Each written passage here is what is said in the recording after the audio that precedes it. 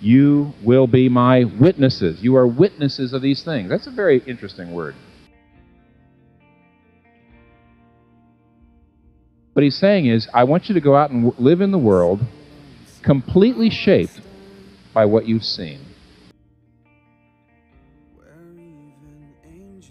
What have they seen? The resurrection. He's saying, once you know the resurrection, once you know that God has raised Jesus from the dead physically, that God is going to renovate the whole world, this is just the beginning. He's going to cleanse the material world of all of its blemishes, of all of its brokenness, of all of its flaws, and of all disease and death and imperfection. Once you know that, he says you must live as witnesses, which means everything in the world, your whole life in the world is utterly shaped by the resurrection.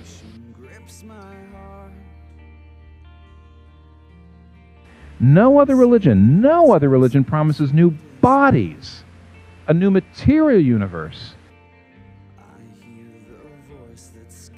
I send you, now that you've witnessed the resurrection, into the world to live utterly different lives. It reforges your entire life.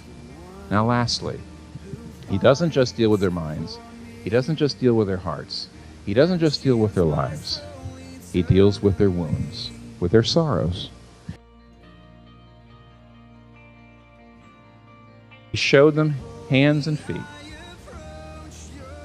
Look at my hands and my feet. And you see what the response is? Joy and amazement. Now, why did he do that? Why didn't he say, look at my eyes? Well, look at me. Why did he say hands and feet? What were on his hands and feet? And why, if his body was glorified, would they still be there? Why would the nail prints be there? Let's answer it by asking another question. What are the very best stories? We all love happy endings. And a happy ending story is bad thing, bad thing, bad thing, bad thing, bad thing. Happy ending, and unexpected, unlooked for, but happy ending. And we like that. All the bad things, in spite of the bad things, something good. But there's even a better kind of story in which the bad things are part of the deliverance, are the means to the deliverance, in which the bad things are, in a sense, taken up in and subsumed in the joy.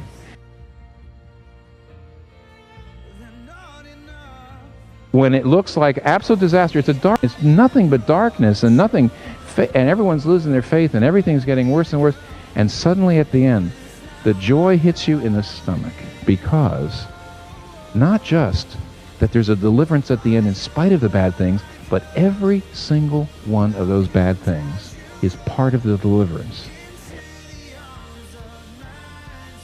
The joy at the end subsumes the other thing, explains why they happen, redeems them. In fact, the bad things make the joy possible. The bad things make the joy greater.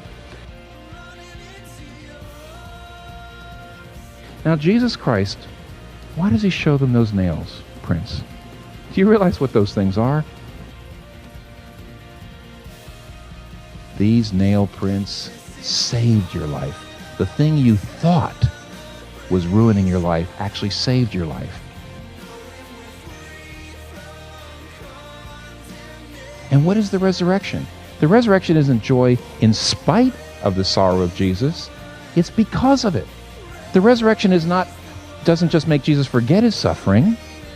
His suffering, why is his nail print still on his glorified body?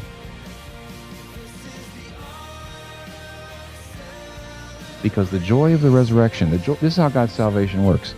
The joy of God, the resurrection power of God, will not just make you forget all the troubles of your life, all the tragedies of all your life.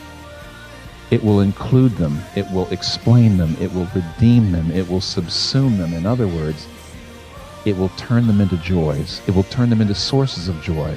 Your glory and your joy eventually will be enhanced because of it. But that's what he's saying.